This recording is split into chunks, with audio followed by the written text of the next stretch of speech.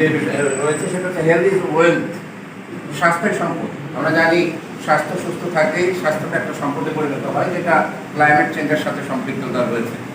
এবং সেটা এটা লেসনটা বলছে 28 পেজে, যেটা আমরা কন্টেন্টে অ্যাডাপ্টেশন এবং মিটিগেশন অর্থাৎ অভিযোজন এবং প্রশমনের মধ্যে আছে বলে আমরা মনে করেছি। প্লাস এখানে ও একটা দিয়েছি, যদিও এখানে 2-3টা হবে, জাস্ট এক্সাম্পল হিসেবে একটা দিয়েছি। এখানে 2টা বা 3টা দিলে ক্লাসটা ভালো হবে।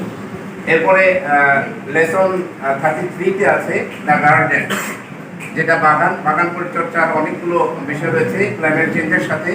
এটা যদি ছাদে আমরা বাগান করতে পারি, টেম্পারেচার নিয়ন্ত্রণের ক্ষেত্রে কাজে লাগে।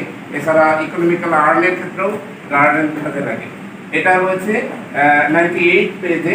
এটা আমরা বলেছি যে চেঞ্জেবল, যে পরিবর্তন যে আসে সেই জায়গা থেকে কন্টেন্ট নিয়েছি এবং এখানে ক্লাস দিয়েছি 2টি। সেখানে সরাসরি ক্লাইমেট চেঞ্জের একটা অধ্যায় রয়েছে। আমরা জানি climate change refers the temperature সাচিন টেম্পারেচার ওয়েদার প্যাটার্নস, যেখানে এক্সাম্পল হিসেবে গ্রিন হাউস থাকে, টেম্পারেচার মেনটেইন থাকে, আরও অনেক বিষয়গুলো থাকে। এখানে এটা রয়েছে 98 পেজে। এখানে আমরা শিক্ষণ ফলে বা কন্টেন্টের মধ্যে অ্যাডাপ্টেশন নিয়েছি, যেটা অভিযোজনের মধ্যে পড়ে। এরপরে টলারেন্স আমরা নিয়েছি, সহনশীলতার মধ্যে আছে।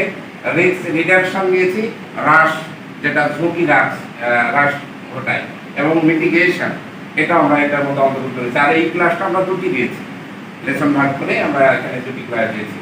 জি, দ্যাটস অল, থ্যাংক ইউ।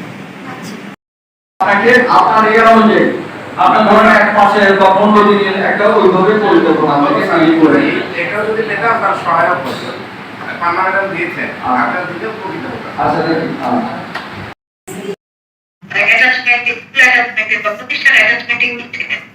তো সেখানে গিয়ে আপনারা